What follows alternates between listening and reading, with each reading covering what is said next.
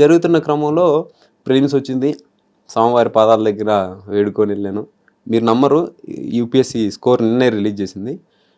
ఈ సంవత్సరం paper 2023 paper అత్యంత కష్టమైనటువంటి పేపరు. అది సీసాట్ కావచ్చు, జిఎస్ కావచ్చు. దాంట్లో జనరల్ కేటగిరీ కట్ ఆఫే 75 అరౌండ్ ఉంది, 75 మార్క్స్. ఈడబ్ల్యూఎస్ కేటగిరీ 68 మార్కులు ఉంది.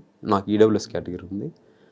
మీరు నమ్మరు, హనుమాన్ యొక్క ఆశీస్సులతోటి 106 మార్క్స్, నాకు అరౌండ్ 30 మార్క్స్ పైన వచ్చాయి కట్ ఆఫ్ కంటే.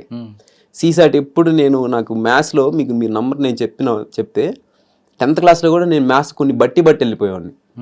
అంటే మన సోషల్ సైన్స్ ఇవి చదువుతాం కదా, అంటే ఆ మ్యాథ్స్ అంత వీక్ ఉండేది. కొన్ని క్వశ్చన్స్ అట్లే బట్టేసి వెళ్ళి మళ్ళీ గుర్తు తెచ్చుకొని రాసేది, ప్లస్ మైనస్ కూడా పోకుండా. సో నేను అంత వీక్ ఉన్న మ్యాథ్స్ తర్వాత రీగెయిన్ అయ్యి స్ట్రెంగ్త్ని బిల్డప్ చేసుకుని ఈ సంవత్సరం నా ఫ్రెండ్స్ కొంతమంది IIT Bombay, top most IIT in India, so దాంట్లో చదివిన వాళ్ళు కూడా సీసాట్లో ఫెయిల్ అయ్యారు. కానీ I easily got through with comfortable score 86 marks. Super. So అంటే మీరు ఈ కో రిలేషన్స్ అని యాదృచ్ఛికం అంటారా? అనలేము. అంటే కో రిలేషన్స్ అని ఒకటో రెండో అయితే జరగచ్చు యాదృచ్ఛికంగా. ఒకే మనిషి పదే కనిపించడం, మనం ఒక అంటే ఒక ఉపాసన అనేటువంటిది, సాధన అనేటువంటి చేసిన తర్వాత అది ఎండ్ అయిన తర్వాత మనకి ఇటువంటి పరిచయాలు జరగటం, దాంట్లోనూ కష్టమైనటువంటి దాంట్లో మనం ఈజీ దాంట్లో పాస్ అయ్యామంటే సరేలే ఫ్లూక్లో వెళ్ళిపోయాం అనుకోవచ్చు. బట్ కష్టమైన దాంట్లో విత్ కంఫర్టబుల్ మార్జిన్ పాస్ అవటం. సో ఇవన్నీ మనం కానీ చూసుకున్నట్లయితే ఖచ్చితంగా హనుమాన్ సాధారణంగా మీరు అన్నట్లుగా గ్రామీణ ప్రాంతాల పుట్టి తెలుగు మీడియంలో చదివి ఈ స్థాయికి రావడం అనేది అంత ఆషామాషి వ్యవహారం. అంటే మీ కష్టానికి స్వామి ఆశీస్సులు ఉన్నాయి కాబట్టి మీరు ఈజీగా వచ్చినట్లు. అవును. సుందరకాండలో విషయం తీసుకుంటే, సుందరకాండలో 68 ఘట్టాల్లో మీకు ఏ ఘట్టం బాగా కనెక్ట్ అయింది? ఆయన చాలా విషయాలు చెప్తుంటారు. అవును. ఒక మనిషి ప్రయాణం వెళ్తున్నప్పుడు అందులో ఫెయిల్ అయితే నిరాశ చెందకుండా వెళ్ళమని ఒక ఘట్టం చెప్తుంది.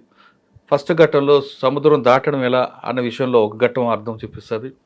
తర్వాత అక్కడికి వెళ్ళిన తర్వాత రాక్షసులు ఎదురైనప్పుడు ఆయనకి మించిన శక్తి ఉన్న వాళ్ళతో ఎలా యుద్ధం చేయాలని నేర్పుతుంది ఒక ఘట్టం. సీతమ్మను చూడకుండా మండోదరు చూసినప్పుడు, సీతమ్మ అనుకుని వెళ్ళినప్పుడు అక్కడ ఒక ఘట్టం. ఇలా రకరకాలు కనిపిస్తుంటాయి. మీకు బాగా ఈ లైఫ్లో, మీ జర్నీలో మీకు బాగా కనెక్ట్ అయిన ఘట్టం? నేను ఈ 68 సర్గలు, ఘట్టాల కంటే కూడా సర్గలు అంటారు. అవును. సో ఈ 68 సర్గల్ని నేను పారాయణ చేయడం జరిగింది. సో దాంతోపాటు హనుమాన్ కార్యసిద్ధి హోమంలో కూడా నేను పాల్గొనడం జరిగింది. అయితే ఈ 68 ఘట్టాల్లో సర్గల్లో కూడా నాకు మొట్టమొదటి సర్గ ఏదైతే ఉంటుందో అప్పుడు అది నాకు బాగా కనెక్ట్ అయింది. సముద్రం ముందు నిల్చొని అంటే ఎక్కడికి సైన్యం అనేటువంటిది